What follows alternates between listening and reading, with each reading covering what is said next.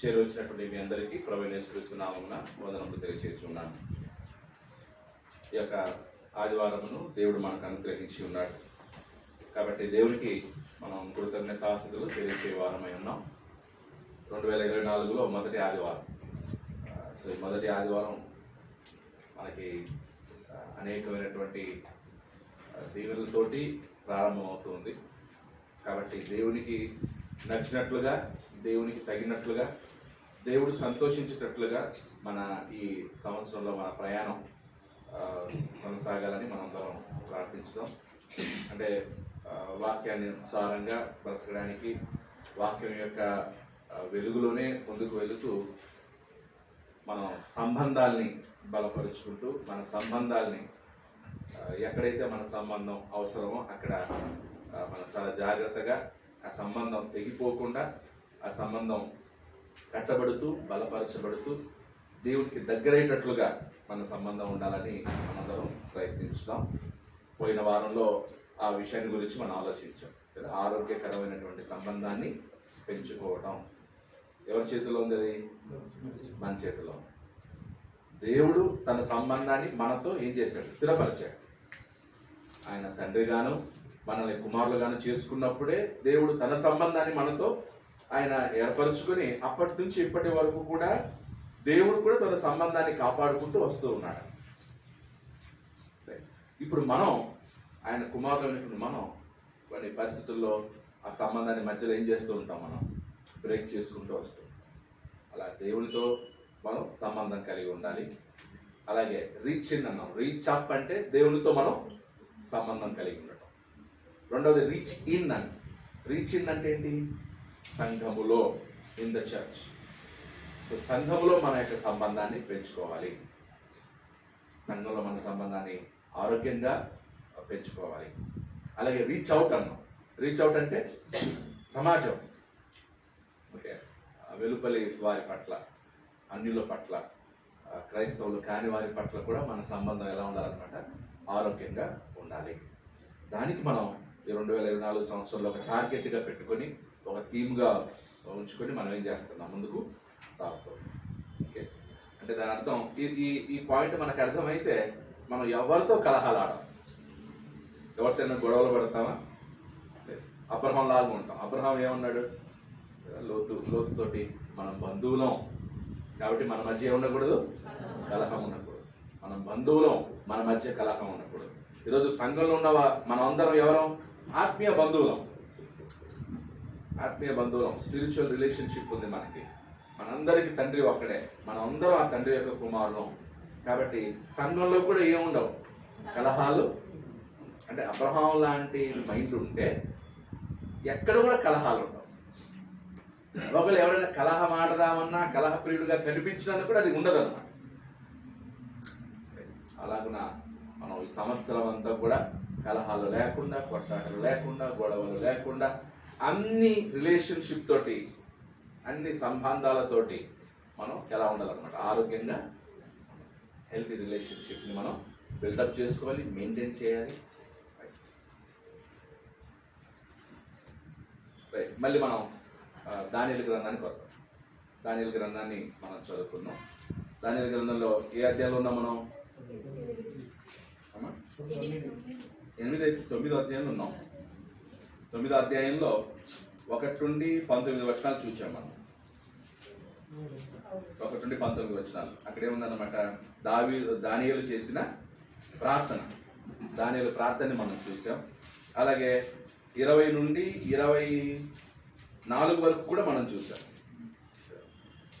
24 వచనంలో తిరుగుబాటును మాన్పుటకును, పాపమును నివారణ చేయుటకును, దోషమి నిమిత్తము ప్రాయశ్చిత్తము చేయుటకు, యుగాంతము వరకుండునట్టి నీతిని బయలుపరచుటకును, దర్శనమును ప్రవచనమును ముద్రించుటకును, అతి పరిశుద్ధ స్థలమును అభిషేకించుటకును, నీ జనమునకును పరిశుద్ధ పట్టణమునకును 70 వారములు విధింపబడెను. సో 70 వారములను దేవుడు ఏం చేశాడు? విధించాడు. సో మన పాఠం ఏంటంటే విజన్ ఆఫ్ 70 వీక్స్.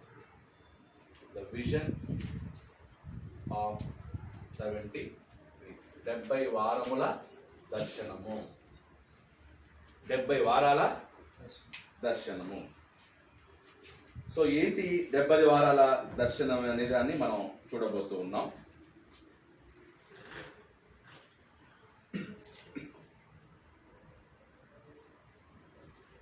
నెక్స్ట్ 24 వచ్చిన చూడు, మళ్ళీ ఒకసారి చదవండి. 24 తిరుగుబాటును మానుటకు, పాపమును నివారణ చేయుటకును, దోషము నిమిత్తము ప్రాయశ్చిత్తము చేయుటకును, యుగాంతము వరకు ఉండునట్టు నీతిని బయలుపరచుటకును, దర్శనమును ప్రవచనమును ముద్రించుటకును, అతి పరిశుద్ధ స్థలమును అభిషేకించుటకును, నీ జనమునకును పరిశుద్ధ పట్టణమునకును 70 వారములు విధింపబడెను. 70 వారాలు విధింపబడినాయి. ఇప్పుడు ఈ 70 వారాల్ని గాబ్రియల్ దూత 3 భాగాలు చేస్తున్నాడు. 70 వారాల్ని 3 భాగాలు. 25 చదవండి. యెరూషలేమును మరలా కట్టించవచ్చునని ఆజ్ఞ బయలుదేరిన సమయం మొదలుకొని అభిషక్తులకు అధిపతి వచ్చే వరకు 7 వారములు పట్టునని స్పష్టంగా గ్రహించును. ఎన్ని వారాలు? 7 వారములు పట్టునని స్పష్టముగా గ్రహించుము. ఓకే, అప్పుడు దానియేలు 7వ అధ్యాయం 25వ వచనంలో 70 వారములు, ఓకే, 70 వీక్స్ అంటే ఇప్పుడు 70 వీక్స్ ఇంటూ 7 days ఈక్వల్స్ ఎన్ని డేస్? 7,049, 490 days. వీటిని సంవత్సరాల కిందకి కన్వర్ట్ చేసుకోవాలి, ఇయర్స్. సో అక్కడ వారాలంటే కింద 7 7s 490 ఇయర్స్ అది. 490 ఇయర్స్, 490 సంవత్సరాల గురించి ఇది స్టోరీ. అది 490 ఇయర్స్ టోటల్గా. ఓకే, చూద్దాం. సపరేట్ రాస్తుందంటే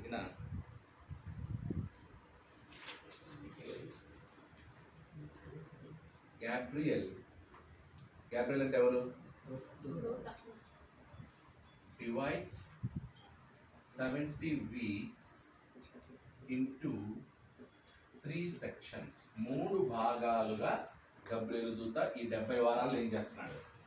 విభాగించాడు. 3 sections. ఆ 3 sections ఏంటో చూద్దాం. ఓకే, మొదట ఫస్ట్ సెక్షన్ ఏంటంటే 7 వారాలు అన్నాడు. 7 weeks. ఎన్ని వారాలు? 7 వారాలు కదా. చదవండి మళ్ళీ. యెరూషలేమును మరలా కట్టించవచ్చునని ఆజ్ఞ బయలుదేరిన సమయము మొదలుకొని అభిషక్తుడు అధిపతి వచ్చే వరకు 7 వారములు పట్టునని స్పష్టముగా గ్రహించి. ఎన్ని వారాలు? 7 వారాలు. So 7 weeks. 7 weeks అంటే into 7 days. 7 weeks into 7 days. ఎన్ని రోజులు? 7 వారాలు అంటే ఎన్ని రోజులు? 49 రోజులు. 49 days. డేస్ అంటే 49 సంవత్సరాలు. అంటే ఏ ఆజ్ఞ బయలుదేరినప్పుడు? ఒక ఆజ్ఞ బయలుదేరుతుందంట. ఏంటి ఆజ్ఞ? యెరూషలేమును మరలా కట్టించవచ్చునని ఆజ్ఞ బయలుదేరిన సమయము మొదలుకొని యెరూషలేమును మరలా కట్టించవచ్చునని ఆజ్ఞ ఎవరు ఆజ్ఞాపించారు? యెరూషలేమును మరలా కట్టించండి అని ఎవరు ఆజ్ఞాపించారు? సైరస్, కోరెష్. ఓకే, సో ఇది 2 ఆజ్ఞలు బయలుదేరాయి. సో మీరు ఏం రాస్తున్నారంటే మొదటి ఆజ్ఞ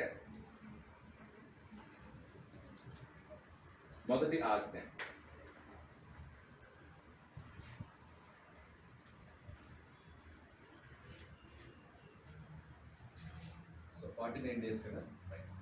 దీంట్లో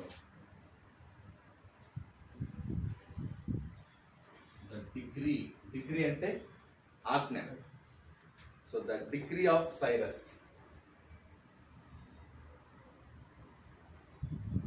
డిగ్రీ ఆఫ్ సైరస్. కోరెష్ యొక్క ఆజ్ఞ. కోరెష్ ఆజ్ఞ ఏంటో ఎజ్రా 1వ అధ్యాయం 1 నుండి 4 వచనాలు చూద్దాం. సో కోరెష్ కాలం ఏంటంటే 539 to 538 BC, క్రీస్తు పూర్వం. అతను 539 to 538 BCలో అతను ఆజ్ఞాపించాడు. ఎజ్రా 1వ అధ్యాయం 1 నుండి 4 వచనాలు. ఎజ్రా 1వ అధ్యాయం 1 నుండి 4 వచనాలు. పారసీక దేశపు రాజైన కోరెషు ఏలుబడిలో పారసీకపు రాజైన కోరెషు ఏలుబడిలో మొదటి సంవత్సరమందు ఇర్మియా ద్వారా పలుకబడిన తన వాక్యమును నెరవేర్చుటకై యెహోవా పారసీక దేశపు రాజైన కోరెషు మనుషును ప్రేరేపింపగా అతడు తన రాజ్యమంతర చాటింపు చేయించి రాత మూలంగా ఇట్లా ప్రకటన చేయించును. పారసీక దేశపు రాజైన కోరెషు ఆజ్ఞాపించదేమనగా, ఆకాశమందరి దేవుడైన యెహోవా లోకమందున్న సకల జనములను నా వశము చేసి యూదా దేశమందున్న యెరూషలేములో తనకు మందిరమును కట్టించమని నాకు ఆజ్ఞ ఇచ్చి ఉన్నాడు. నాకు ఆజ్ఞ ఇచ్చి ఉన్నాడు. ఎవరు ఆజ్ఞ ఇచ్చారు? దేవుని మందిరమును కట్టించుటకై. ఎన్నో వచ్చిన చదువు?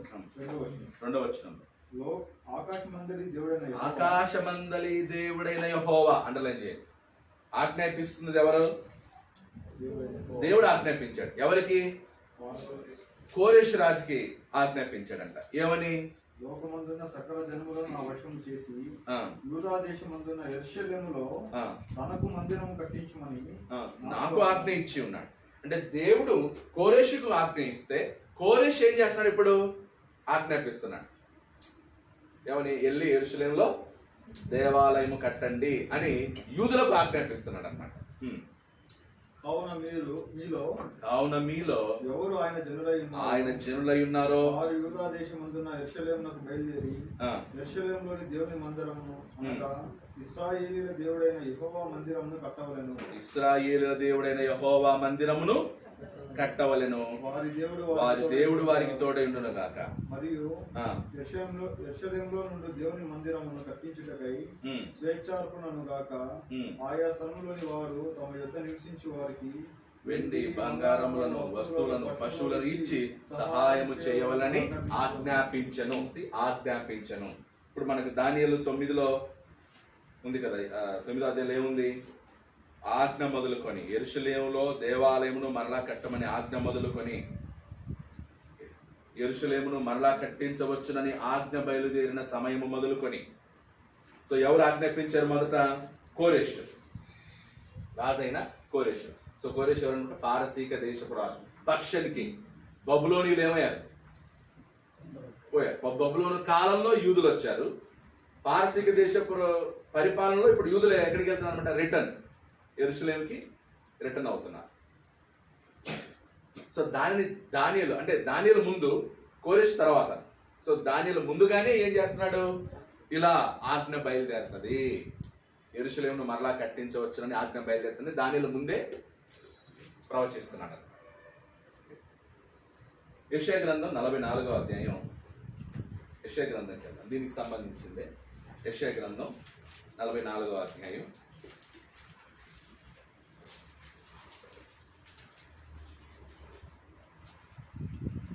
26 నుండి 28.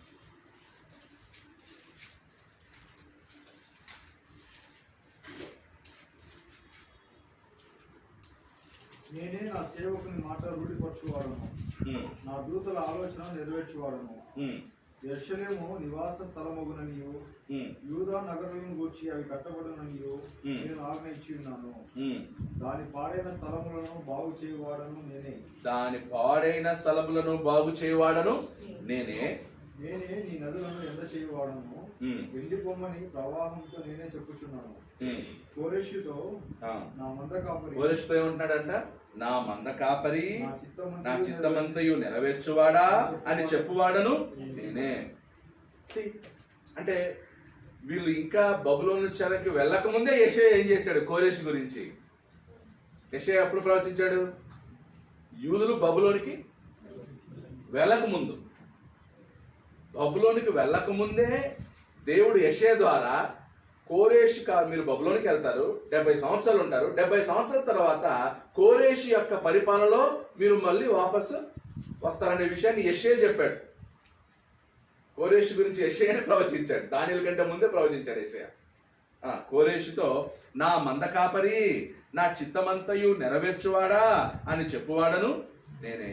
యెరూషలేముతో నీవు కట్టబడుదువనియు దేవాలయమునకు పునాది వేయబడుననియు నేను చెప్పుచున్నాను. అంటే రీబిల్డింగ్ ఆఫ్ జెరూసలేము గురించి దేవుడు ముందుగానే యెషయా ద్వారా ఏం చేశాడు? ప్రవచించాడు. ఎవరి కాలంలో రీబిల్డింగ్ జరుగుతుందంట? కోరేషు, సైరస్. ఇంగ్లీష్లో సైరస్ అన్నారు, తెలుగులో కోరేష్. కోరేష్ కాలంలో అంటే యెషయా ముందే దానియేలు కంటే యెషయా ముందే చెప్పాడు. యెషయా మీరు బబులోనికి వెళ్తారని చెప్పాడు, మళ్ళా వాపసు వస్తారని చెప్పాడు. ఎవరి కాలంలో వాపసు వస్తారో చెప్తున్నాడు. యెరూషలేము దేవాలయం మళ్ళా కట్టబడుతుందని చెప్తున్నాడు యెషయా. 45:13 అదే యెషయా గ్రంథం 45:13. నీతిని బట్టి కోరేషును రేపితిని, అతని మార్గములన్నీ సరళము చేస్తాడు. అతడు నా పట్టణమును కట్టించును, క్రయధనము తీసుకొనకయు లంచము పుచ్చుకొనకయు నేను వెలివేసిన వారిని అతడు విడిపించును. యెషయా ఎప్పుడో ప్రవచనం చేశాడు. అంటే వీళ్ళందరికీ ఏం అర్థం కాలేదు అవన్నీ. యెషయా జరగబోయే దాని గురించి ముందే ప్రవచించాడు యెషయా ద్వారా. సో కాబట్టి కోరేషు యొక్క ఆజ్ఞ గురించి యెషయా గ్రంథంలో కూడా ఉంది. రాసుకున్న వచనాలు యెషయా 44:26-28, 45:11.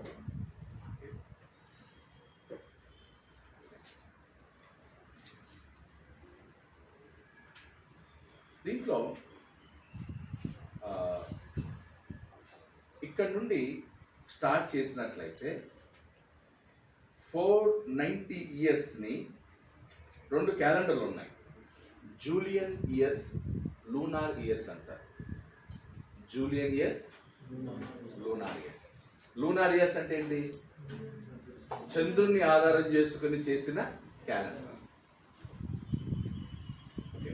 సో ఆ 2 అంటే మనం ఇప్పుడు ఇంగ్లీష్ క్యాలెండర్ ఉంది. ఇంగ్లీష్ క్యాలెండర్ని బేస్ చేసుకొని ఆ కాలాన్ని మనం ఏం చేయలేము అనమాట, క్యాలిక్యులేట్ చేయడం కొంచెం కష్టం ఎగ్జాక్ట్గా.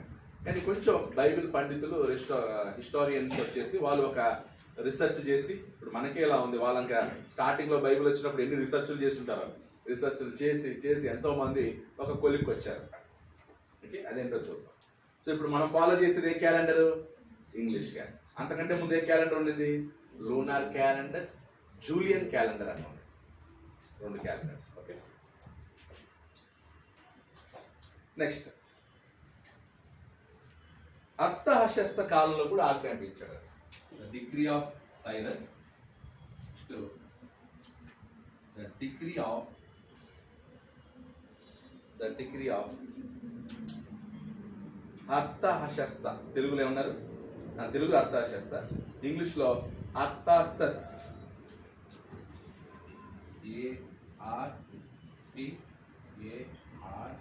ARTARXES ఓకేనా? ఎక్స్ అది అర్థాక్సస్.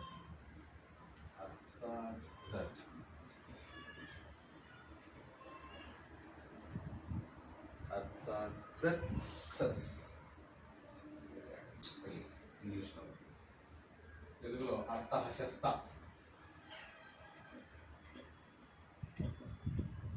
అర్థహశస్త ఆజ్ఞ ఎప్పుడంటే 457 BC. 457 BC, క్రీస్తు పూర్వం 450. వచనం ఎజ్రా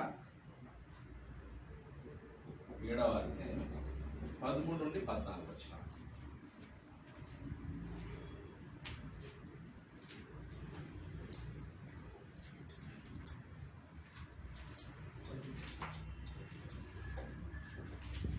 12 చదువు. చదువు. ఎజ్రా ఓపెన్ చేసు. యెహోవా ఆజ్ఞల వాక్యములందును ఆయన ఇశ్రాయేలుకు విధించిన కట్టడలందును శాస్త్రియు యాజకుడైన ఎజ్రాకు రాజైన అర్థహస్త ఇచ్చిన తాకీదు నకలు. రాజైన అర్థహస్త ఆకాశమందరి దేవుని ధర్మశాస్త్రమందు శాస్త్రియు యాజకుడైన ఎజ్రాకు క్షేమము మొదలగు మాటలు రాసి ఇలాగ సెలవిచ్చెను. చేతనున్న నీ దేవుని ధర్మశాస్త్రమును బట్టి యూదాను గూర్చి యెరూషలేమును గూర్చి విమర్శ చేయుటకు నీవు రాజు చేతను అతని 7 మంత్రుల చేతను పంపబడింది కనుక మేము చేసిన నిర్ణయం ఏమనగా మా రాజ్యమంత్రులు ఇశ్రాయేలీయులలోను వారి యాజకులలోను లేవీయులలోను యెరూషలేము పట్టణమునకు వెళ్ళుటకు మనపూర్వకంగా ఇష్టపడు వారెవరో వారందరితో కూడా వెళ్ళవచ్చును. మరియు యెరూషలేములో నివాసము గల ఇశ్రాయేలు దేవునికి. అక్కడ ఎవరికి చెప్తున్నాడు? ఎజ్రాకి చెప్తున్నాడు. ఓకే, 11 వచ్చిన చూడండి. యెహోవా ఆజ్ఞల వాక్యముల యందును ఆయన ఇశ్రాయేలులకు విధించిన కట్టడల యందును శాస్త్రియు యాజకుడునైన ఎజ్రాకు రాజైన అర్థహషస్త ఇచ్చిన తాకీదు నకలు. ఓకే, ఒకటి ఇక్కడ కోరేషు ఆజ్ఞాపించాడు యూదులందరికీ, దాన్ని అమల్లోకి తీసుకొస్తున్నాడు. అమల్లోకి తీసుకొస్తుంది ఎవరన్నమాట? అర్థహషస్త. సో అర్థహషస్త ఎవరిని పంపుతున్నాడు? ఎజ్రాని పంపుతున్నాడు అన్నమాట. ఓకే, సో ఎజ్రా వచ్చి ధర్మశాస్త్రమును ఆరాధనను పునరుద్ధరించడానికి. Okay,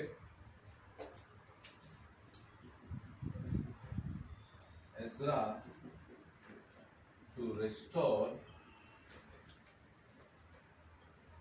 law and worship.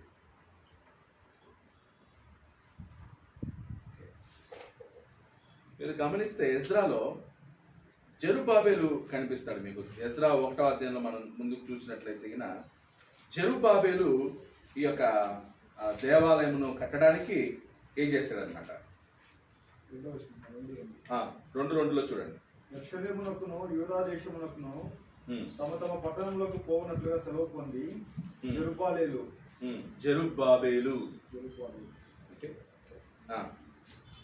Zerubbabel యోషువ, Nehemiah, షెరాయా, రయర్యా అని మొత్తం లిస్ట్ ఇస్తున్నాడు అనమాట. ఓకే, సో జెరుబాబేలు యొక్క లీడర్షిప్ లో ఏమైందనమాట?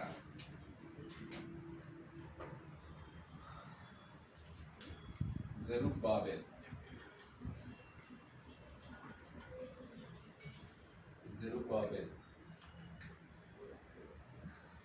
rebuild the temple. దేవాలయమును కట్టింది ఎవరన్నమాట? జెరుబాబెల్. పునరుద్ధరించింది. ఎజ్రా ఏం చేస్తున్నాడు? ఆరాధనని పునరుద్ధరించడానికి. అంటే కోరేషు ఆజ్ఞ బయలుదేరాక జెరుబాబెలు వెళ్ళి దేవాలయం కట్టాడు. తర్వాత అర్థహషస్త ఏం చేస్తాడంటే ఎజ్రాని పంపుతున్నాడు, వెళ్ళి అక్కడ ఏం చేయండి, ధర్మశాస్త్రాన్ని అలాగే ఆరాధనని మీరు పునరుద్ధరించుకోండి అని అర్థహషస్త ఆజ్ఞాపిస్తున్నాడు అన్నమాట. అక్కడ చూడండి, చేతనున్న నీ దేవుని ధర్మశాస్త్రమును బట్టి యూదాను గుర్చి యెరూషలేమును గుర్చి విమర్శ చేయుటకు నీవు రాజు చేతను అతని 7 మంత్రుల చేతను పంపబడింది కనుక మేము చేసిన నిర్ణయం ఏమనగా, అర్థహషస్తకు కూడా తెలిసిపోయింది దేవుని ధర్మశాస్త్రం గురించి.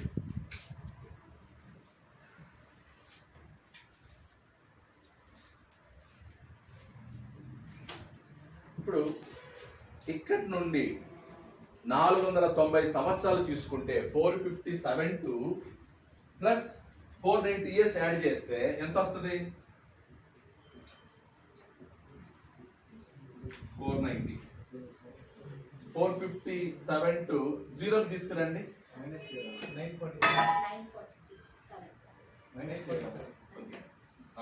మైనస్ చేయాలి. మైనస్ చేస్తే ఎంత వస్తుంది? 490లో 457 మైనస్ చేస్తే 33 AD. అంటే క్రీస్తు అంటే 33 ADకి ఏమైపోయింది అనమాట? యేసుక్రీస్తు వచ్చేసాడు. 30లో ఆయన పరిచర్య ప్రారంభించారు ADలో. 3 years 3.5 years ఆయన లోకం సేవ చేశాడు, చనిపోయాడు, పునరుద్ధరణయ్యాడు, ఆరోహణం అయిపోయాడు. సో 33 మన సంఘం కూడా ఎస్టాబ్లిష్ అయిందనే డేట్కి ఈ డేటే వాడతారు. క్రీస్తు సంఘం ఎప్పుడు స్థాపించబడింది? 33. సో 490 yearsని, ఈ 70 వారాలని 490 years కిందకి తీసుకుంటే ఏమవుతుందన్నమాట? 490 సంవత్సరాల తర్వాత. అంటే రాజు యేసుక్రీస్తు రాజు అయింది ఎప్పుడు? AD 33లో. ఆరోహణం అయిన తర్వాత ఆయన ఏమయ్యాడు? రాజు అయ్యాడు. సో 33లో ఆయన రాజు అయ్యాడు, పరలోకంలో ఆరోహణం అని. అర్థమవుతుంది కదా? సో ఆ 70 వారాలకి ఇదన్నమాట. దీన్ని లూనార్ ఇయర్స్ కాకుండా జూలియన్ ఇయర్స్ తీసుకుంటే 33 AD వస్తుంది అన్నమాట. అదే లూనార్ ఇయర్స్ తీసుకుంటే 26 AD వస్తుంది.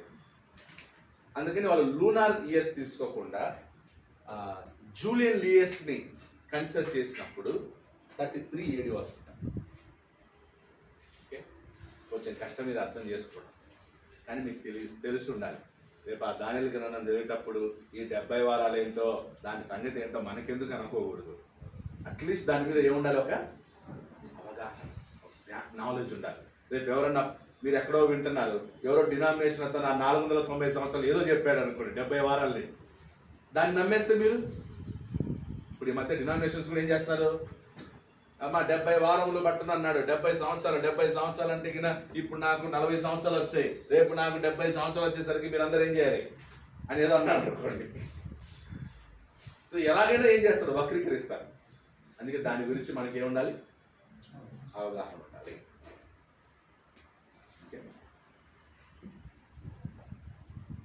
నెక్స్ట్ సెకండ్ డిగ్రీ సిలోని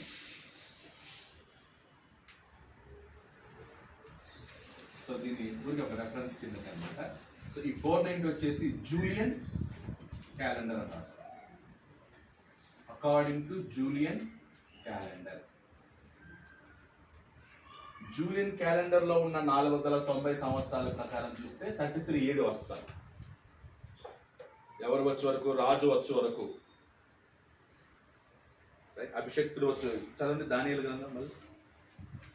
యెరూషలేమును మరలా కట్టించి వచ్చినని ఆజ్ఞ బయలుదేరిన సమయం మొదలుకొని అభిషక్తుడకు అధిపతి వచ్చే వరకు, అభిషక్తుడకు అధిపతి వచ్చే వరకు, అంటే ఆజ్ఞ మొదలు యెరూషలేమును మరలా కట్టించండి అనేటువంటి ఆజ్ఞ మొదలుకొని 457 నుంచి క్యాలిక్యులేట్ చేస్తే అభిషక్తుడు వచ్చే వరకు, అభిషక్తుడు అంటే మెస్సయ్య అంటే రాజు, రాజు వచ్చు వరకు 70 వారములు విధింపబడెను.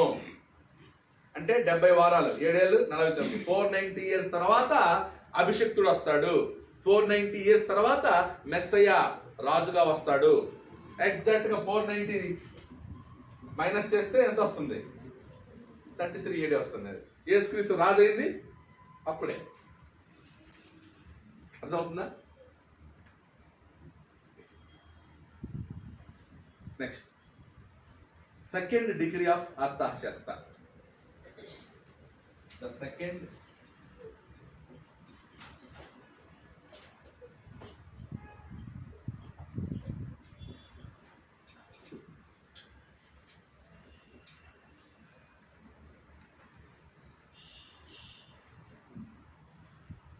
డిగ్రీ అర్థశాస్త్ర యొక్క రెండవ ఆజ్ఞ.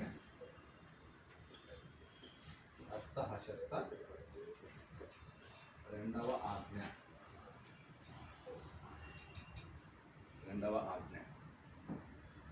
ఇది 445 to 344 BC. 445 to 344 లో ఆజ్ఞ.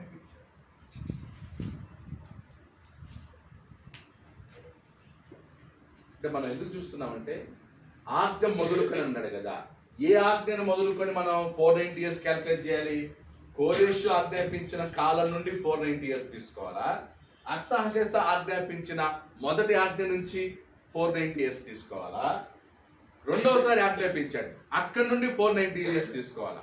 అప్పుడు ఎగ్జాక్ట్ గా ఏది మ్యాచ్ అయితే అక్కడి నుంచి తీసుకోవాలన్నమాట. ఇప్పుడు ఎగ్జాక్ట్ గా ఏది మ్యాచ్ అవుతుంది? అర్థశాస్త్ర యొక్క మొదటి ఆజ్ఞ కోరేష్ దగ్గర 490 years తీసుకుంటే మ్యాచ్ అవ్వట్లా.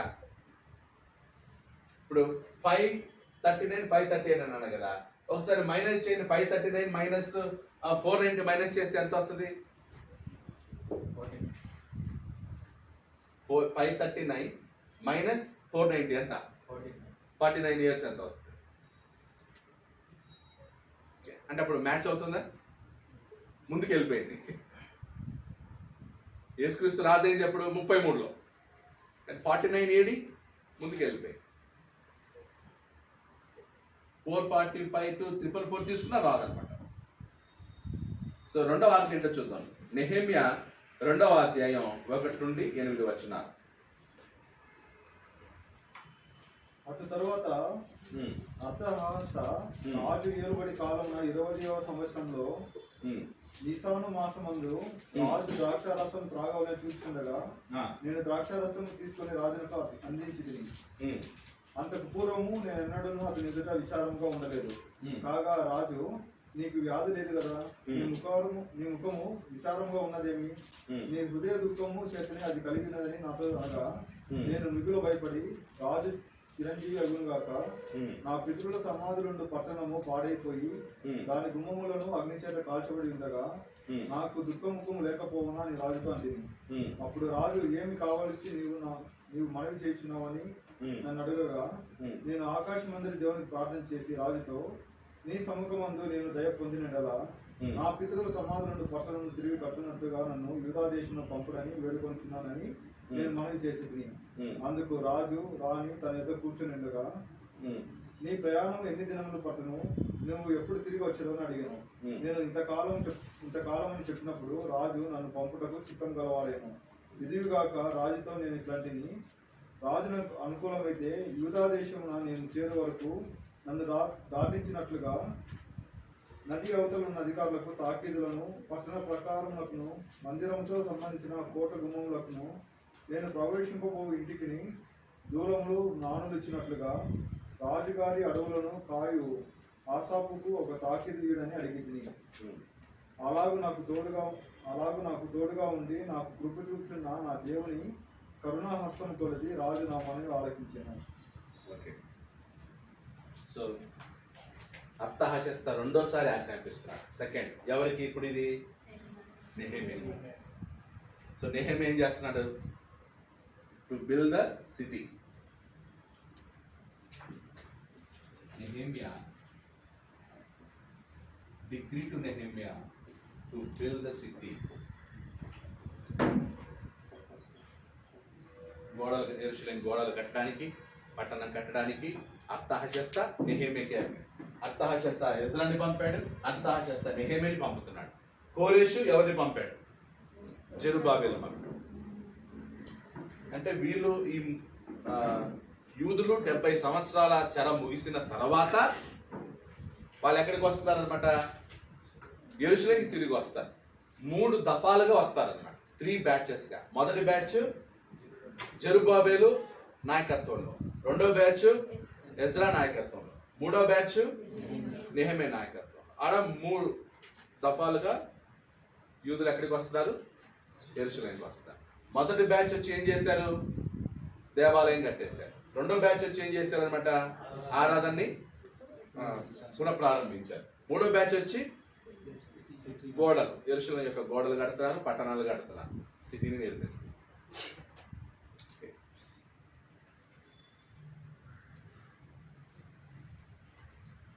ఇప్పుడు ఈ 70 సంవత్సరాలు అన్నాడు కదా, ఇది 70 వారములు పట్టును అభిషక్తుడు వచ్చు వరకు అన్నాడు. అభిషక్తుడు వచ్చే వరకు అంటే ఎవరు? యేసుక్రీస్తు వచ్చు వరకు. ఎలా? రాజుగా యేసుక్రీస్తు రాజు అవ్వాలి. ఇప్పుడు ఈ రెండవ ఆజ్ఞ నుంచి 490 సంవత్సరాలు మైనస్ చేస్తే AD 30 వస్తుంది. ఏది వస్తుంది? AD 30 అంటే అప్పుడు 444 మైనస్ 490 ఈక్వల్స్ 30 AD. క్యాల్కులేట్ చేస్తారా? చూడండి ఎంత వస్తుంది.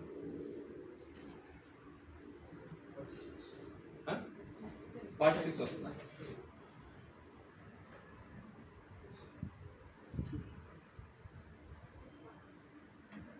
30 రావాలి, 38 కానీ 30 కానీ రావాలి.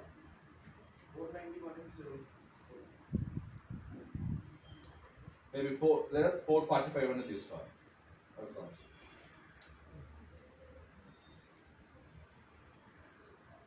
ఓకే, 30 కలిపితే 74 వస్తుంది. ఓకే, ఇది లూనార్ క్యాలెండర్స్ ప్రకారం. ఓకే, బట్ ఏది ఎగ్జాక్ట్గా మ్యాచ్ అవుతుంది? ఇది మొదటి ఆజ్ఞ. ఏది? అర్థహాస్యస్త కాలంలో ఏదైతే ఆజ్ఞ నేర్పించారో అక్కడి నుంచి మ్యాచ్ అవుతుంది.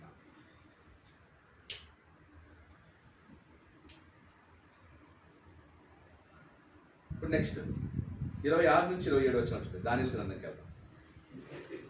దానియేలు గ్రంథం 9వ అధ్యాయం.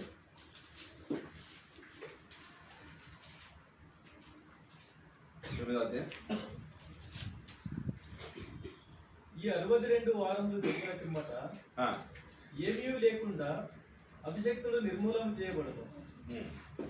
సో ఇప్పుడు మళ్ళీ ఏదంటున్నాడు? ఒకటి 70 వారాల్ని 2 భాగాలు అన్నాం కదా. మొదటి భాగం ఏది? 7 వారాలు, 49 డేస్, అనగా 49 ఇయర్స్ కిందకి మనం తీసుకున్నాం. అంటే ఈ యెరూషలేము దేవాలయం కట్టబడేది ఆజ్ఞ మొదలుకొని పూర్తయింది మొత్తం ఎంత? 49 సంవత్సరాలు అన్నమాట. ఓకే, అంటే ఈ 49 సంవత్సరాలని 7 వారాలని దేని గురించి చెప్పాడంటే రీబిల్డింగ్ ద జెరూషలేం. అర్థశాస్త్ర ఆజ్ఞ యొక్క ఆధ్వర్యంలో మొత్తం ఏమవుతుంది అనమాట? యెరూషలేం ఏమవుతుంది? కట్టబడుతుంది.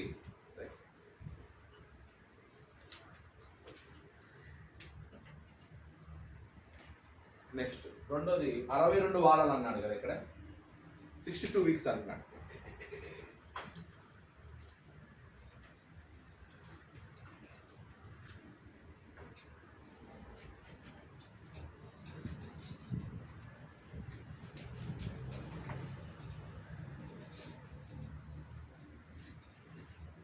అరవై 62 వారాలు, రెండవ భాగం 62 వీక్స్ ఇంటూ 7 డేస్ ఎంత? 62 వారాలు ఇంటూ 7 డేస్ ఎంత? 434 ఇయర్స్. 434 days years.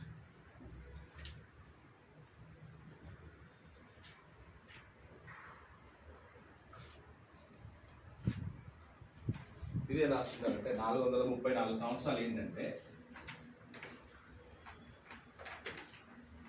రాసుకుని ఇంగ్లీష్లో, this is the period from the rebuilding of the wall of Jerusalem to the first coming of Christ.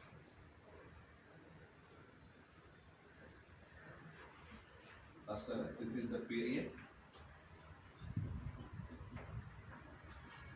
ఎక్కడి నుండి? Period from rebuilding the walls of Jerusalem, from rebuilding the walls of Jerusalem. యెరూషలేము గోడలు కట్టినది మొదలుకొని యేసుక్రీస్తు జననం వరకు అన్నమాట. First coming అంటే యేసుక్రీస్తు యొక్క జననం. Rebuilding the walls of Jerusalem to the first coming of Christ. The first coming of Christ.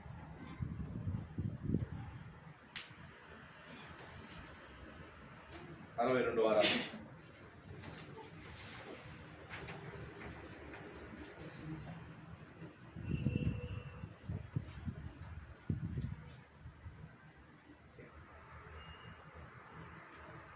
అరవై 62 వారములు పట్టునన్నాడు. సో యెరూషలేము యొక్క గోడలు ఎవరి కాలంలో యెరూషలేము గోడలు కట్టడం మొదలయ్యాయి?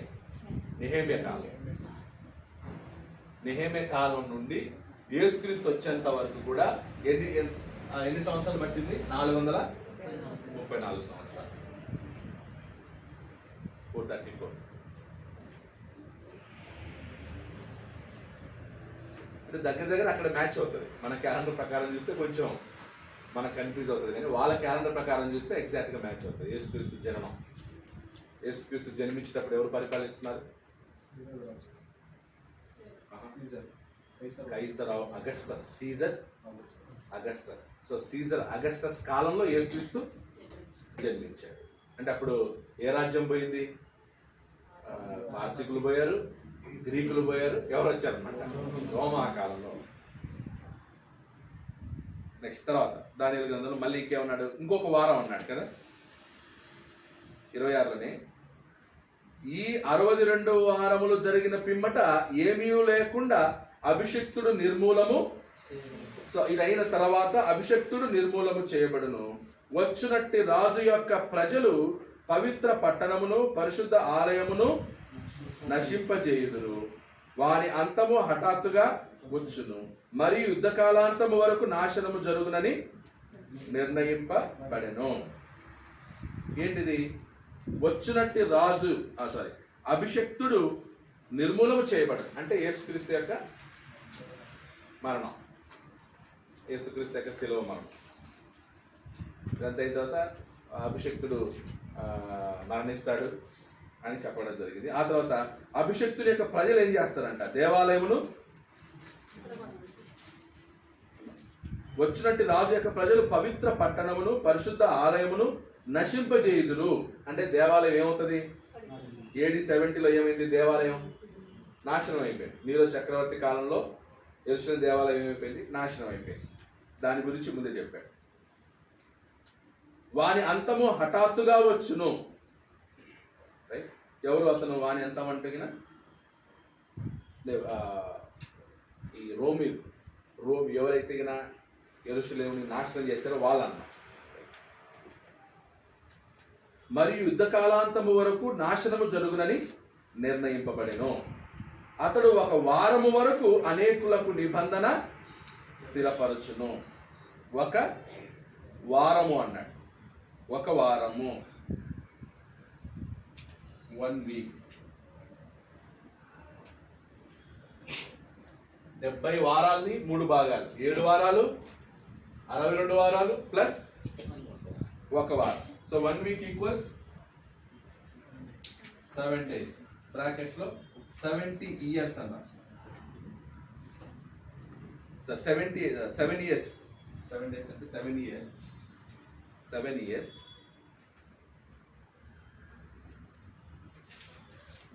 అంటే దాని అర్థం 78th వీక్ అనగా 70 AD.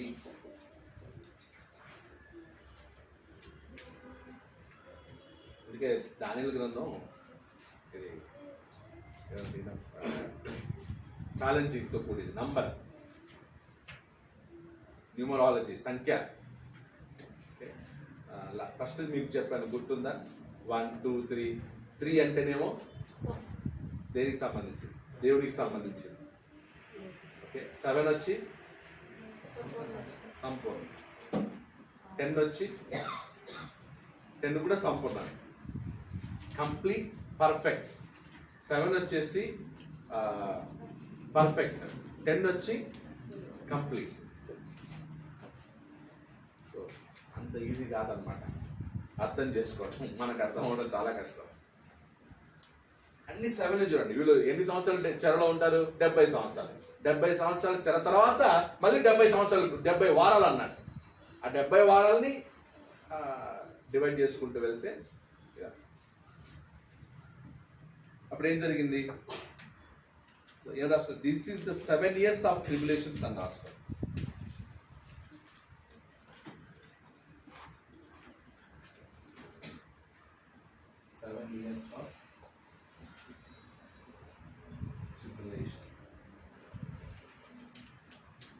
శ్రమలు, 7 వారాల శ్రమలు. ఎప్పుడు? ఈ 70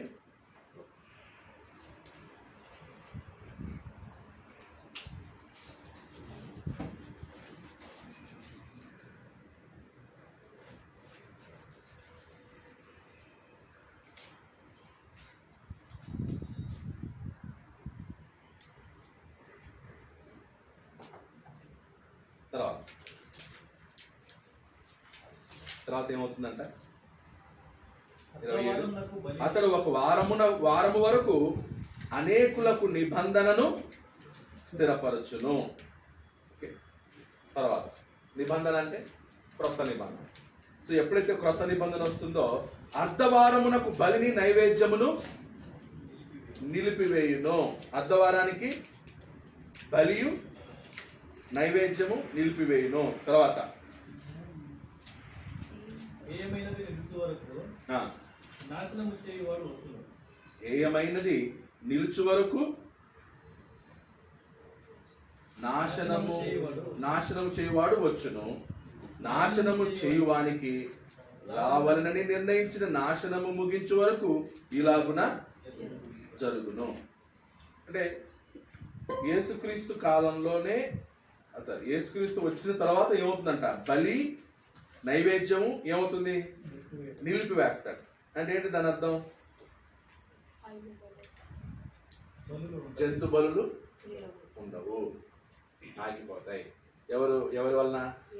యేసుక్రీస్తు రాకడతోటి, యేసుక్రీస్తు యొక్క బలి తోటి ఈ బలి సిస్టమ్ ఏమవుతుంది అనమాట.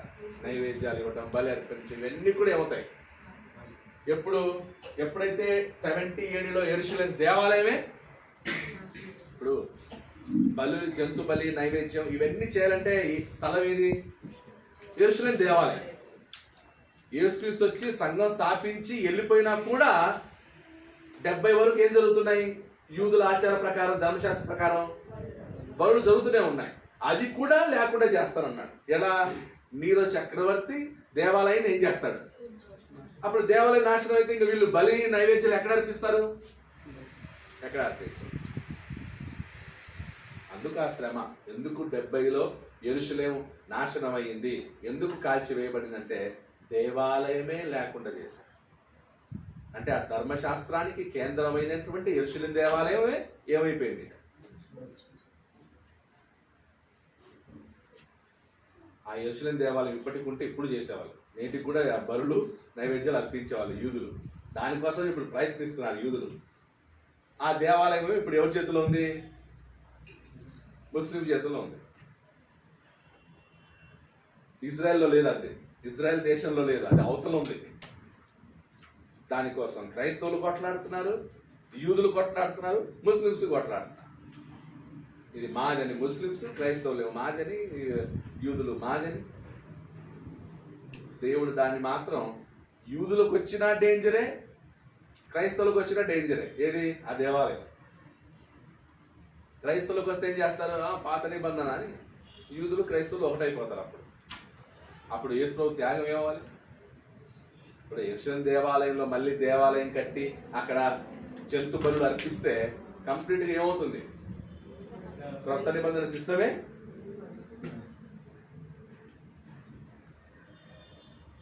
హెబ్రీ పత్రిక ఒకసారి 10వ అధ్యాయం 12 నుండి చదవండి.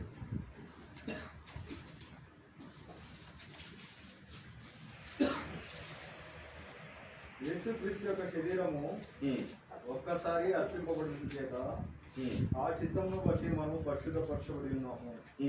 మరియు ప్రతి యాజకుడు దినదినము సేవ చేయొచ్చు పాపములను ఎన్నటికీ తీసివేయలేని ఆ బలులనే మాటి మాటికి అర్పించుతూ ఉండును. ఈయనైతే పాపముల నిమిత్తమై సదాకాలం నిలుచు ఒక్క బలిని అర్పించి అప్పటి నుండి తన శత్రువులు తన పాదములకు పాదపీఠంగా చేయబడి వరకు కనిపెట్టుచు దేవుని గుడి పాఠమున ఆసీనుడాయను. ఒక్క అర్పణ చేత ఈయన పరిశుద్ధపరచబడి వారిని సదాకాలమునకు సంపూర్ణంగా చేసి ఉన్నాడు. ఈ విషయమై పరిశుద్ధాత్మ కూడా మనకు సాక్ష్యం ఇస్తున్నాడు.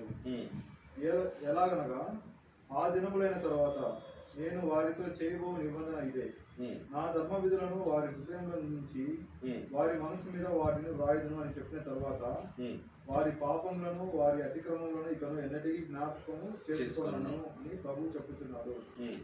వీటి క్షమాపణ ఎక్కడ కలుగును? అక్కడ పాప పరిహారార్థ బలి ఇకను ఎన్నడను. ఇప్పుడు పాప పరిహారార్థ బలి కావాలంటే జంతు బలి తీసుకురావాలి. ఇప్పుడు క్షమాపణ ఉంటే బలి అవసరమా? అర్థమవుతుందా? ఇప్పుడు క్షమాపణ వచ్చేసింది. క్షమాపణ వచ్చిన తర్వాత ఇంకా బలి సిస్టమ్ ఎందుకు? ఎప్పుడు బలి ఇవ్వాలి? క్షమాపణ లేనప్పుడు బలులు ఇవ్వాలి. క్షమాపణ వచ్చిన తర్వాత యేసుక్రీస్తు రావడం చేత దేవుడు ఏం చేస్తారన్నమాట, అందరి పాపాలని క్షమించేశాడు. ఇప్పుడు క్షమించిన తర్వాత క్షమాపణ కాలంలోకి వచ్చిన తర్వాత ఇంకా జంతు బలి ఎందుకు ఇవ్వాలి? సో జంతు బలి సిస్టమ్ని, నైవేద్యంని, పాత నిబంధన ఆచారాలు జరుగుతున్నటువంటి ఆ యెరూషలేం దేవాలయమే లేకుండా చేయబడింది.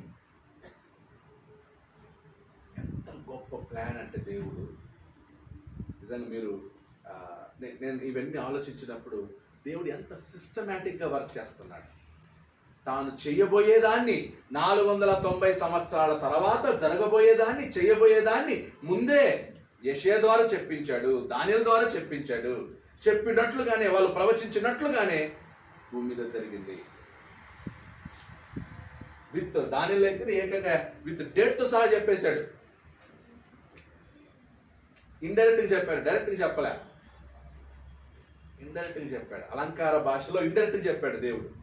490 వారాల్లో ఇంత మ్యాటర్ ఉందన్నమాట. ఓకే, 7 వారాలు, 62 వారాలు, 1 వారం.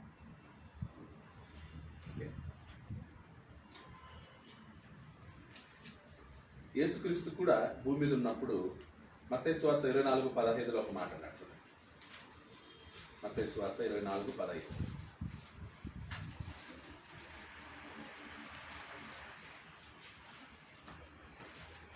కాబట్టి ప్రవక్త అయిన దానియేలు ద్వారా చెప్పబడిన నాశనకరమైన ఏ వస్తువు, ఆ ప్రవక్త అయిన దానియేలు ద్వారా చెప్పబడిన నాశనకరమైన హేయ వస్తువు పరిశుద్ధ స్థలమందు నిలుచుట మీరు చూడగానే చదువువాడు గ్రహించును గాక.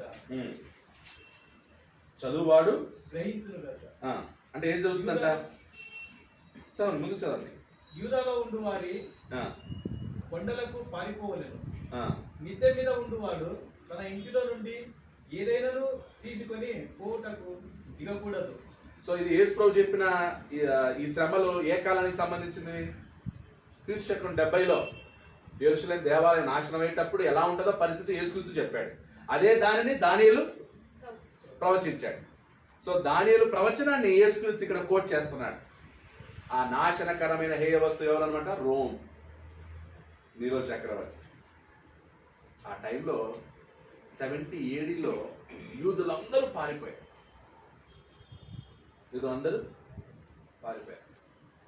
ఆ టైంలోనే యెరూషలేముకు గొప్ప హింస కలిగినందున ఎక్కడ చూస్తాం మనం? అపోస్తల కార్యాలను చూస్తాం. అంటే అప్పుడు స్టార్ట్ యెరూషలేముకి హింస కలగటం. క్రైస్తవులు చెదిరిపోయారు, యూదులు చెదిరిపోయారు.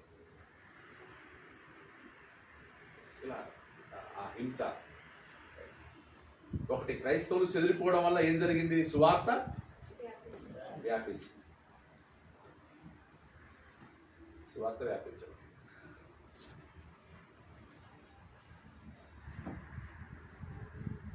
నెక్స్ట్ ఏమన్నా అర్థమైందా? కొంచెం అర్థమైందా? అవగాహన వచ్చిందా? ఓకే, సో ఆ 70 వారాలు ఏంటంటే ఫ్యూచర్ గురించి మాట్లాడు. మొదటి 7 వారాల గురించి 49 days ఏమో దేవాలయం యొక్క కట్టడం. అంటే జెరుబ్బాబెలు, ఎజ్రా, నెహెమ్యా వాళ్ళందరూ బబులోను చెర ముగించుకుని వచ్చి దేవాలయం కట్టడానికి యేసుక్రీస్తు కూడా అన్నాడు కదా, ఏమని? ఈ రాయి మీద రాయి లేకుండా ఈ దేవాలయం ఏమవుతుంది? పడగొట్టి నేను కొత్తదాన్ని కడతాను. అప్పుడు వాళ్ళందరూ ఏమంటారు? అప్పుడున్న పరిశీలి శాస్త్రులు ఎన్ని రోజులు కట్టారు? మా పితరులు 47 సంవత్సరాలు కట్టారు, నువ్వు 3 రోజుల్లో కడతావా అంటారు. ఉందా వచనం? మా పితరులు ఎన్ని సంవత్సరాలు కట్టారు అంటే ఇక్కడ 49 years వచ్చింది కంప్లీట్ వర్క్. వాళ్ళు కోరేషు దగ్గర నుంచి యెరూషలేం దేవాలయం రీబిల్డ్ వరకు 49 years పడతారు, 49 సంవత్సరాలు.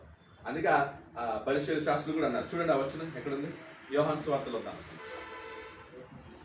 యోహానా ఎంత? మత్తయి 24లో కూడా ఉంది. మత్తయి 24:2 చెప్పండి, చదవండి. ఇందాక నాశన పురుషుల గురించి చెప్తే యేసుక్రీస్తు అక్కడ దేవాలయం గురించి కూడా చెప్పాడు.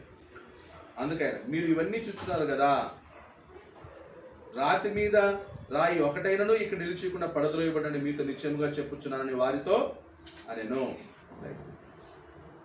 అక్కడ లేదే. యోహాన్ చదవండి.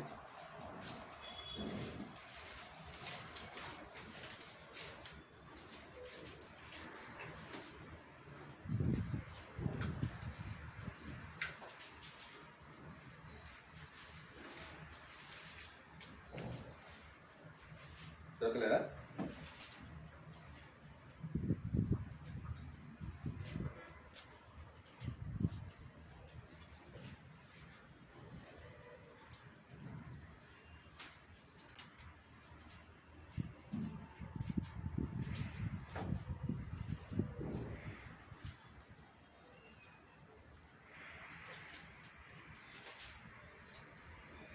నలభై 6 సంవత్సరములు కట్టిదే మా పితరులు అని ఉంటారు.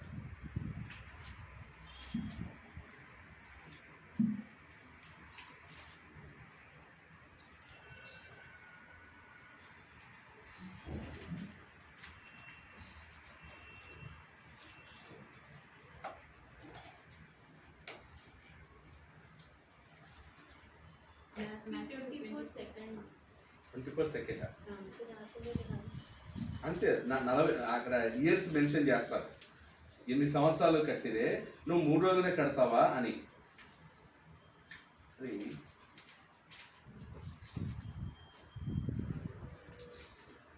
మత్తయిలో లేదు కదా.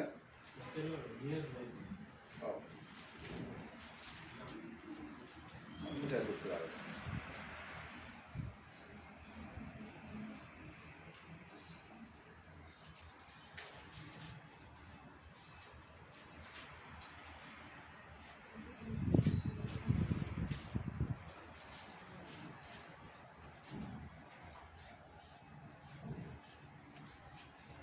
అది ముఖ్యం మనకి యాక్చువల్లీ. 19 నుంచి 21 చదవండి. యోహాను సువార్త 19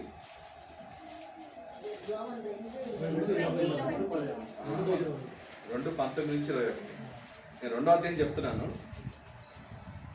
యేసు ఈ దేవాలయం పడగొట్టి 3 దినములో దాని లేపునని వార్త చెప్పాను. అందుకు వారు ఈ దేవాలయం 46 సంవత్సరములు కట్టిదే. ఎన్ని సంవత్సరాలు? 46 సంవత్సరములు కట్టిదే, నీవు 3 దినములు దాన్ని లేపుదవా అనేది. సో 46, 49 అంటే కోరేషు మొదలుకొని అర్థహశస్త 2వ ఆజ్ఞ వరకు కట్టండి ఆజ్ఞాపించారు కదా. 46 ఇయర్స్ పట్టింది దేవాలయాన్ని కట్టడానికి. నెహెమ్యా గోడలు కట్టాడు, అది కలిపితే మొత్తం 49 ఇయర్స్ అవుతుంది. దేవాలయం కట్టడానికి 46 ఇయర్స్. ఆ తర్వాత ఎజ్రా వచ్చాడు, ఆరాధనని స్టార్ట్ చేశాడు. తర్వాత నెహెమ్యా వచ్చాడు, దేవాలయం యొక్క గోడలు యెరూషలేము గోడలు కట్టాడు. సో మ్యాచ్ అవుతుంది కదా. వాళ్ళే అన్నారు 46 సంవత్సరాలు కట్టాడు. సొలొమోను కట్టింది ఎన్ని సంవత్సరాల్లో? ఫస్ట్ మొదట దేవాలయం కట్టబడింది ఎన్ని సంవత్సరాలు కట్టబడింది? 7 ఇయర్స్. 7 సంవత్సరాల్లో ఫినిష్ అయ్యింది. సెకండ్ టైం రీబిల్డ్ చేయడానికి 46 ఇయర్స్ అయింది. అంటే ఆగారు, మధ్యలో అబ్జెక్షన్స్ వస్తాయా, కొంతమంది ఆపారే దేవాలయం కట్టకూడదు అనేసి రాజుకు లెటర్ పంపిస్తే ఒక రాజు వచ్చేసి దాన్ని స్టాప్ చేయించి చాలా ఇబ్బందులు పడ్డారు యెరూషలేము దేవాలయాన్ని రీబిల్డ్ చేయడానికి. అందుకే ఉంటారు కొత్తది కట్టాలంటే తొందరగా కట్టేయచ్చు, కట్టిన దాన్ని మళ్ళా కట్టాలంటే మాత్రం చాలా కష్టం. కట్టిన దాన్ని పడగొట్టి మళ్ళీ రీబిల్డ్ చేయాలన్నా మాడిఫికేషన్ చేయాలన్నా అది చాలా టైం పడుతుంది. సో ఇలాగా మనకి నంబర్స్ మ్యాచ్ అవుతుంది. దేవుడు ఎంత గొప్పగా క్యాల్కులేట్ చేసి దేవాలయం కట్టబడేటట్టు చేశాడు. దానియలు ప్రవచిస్తున్నాడు. దానియలకి డిస్క్రిప్షన్ తెలుసా, దీని మీనింగ్ తెలుసా? ప్రవచించాడు అంతే, కానీ భవిష్యత్తులో ఏం జరగబోతుందో దానియలు కూడా తెలియదు. సో బైబిల్ జ్ఞానం ఉన్నటువంటి మనం దీని యొక్క భావం తెలుసుకోవాలి. ఎందుకు 70 వారములు విధింపబడెను? ఏంటి 7 వారాలు అంటే ఏంటి, 62 వారాలు అంటే ఏంటి, 1 వారం అంటే ఏంటి?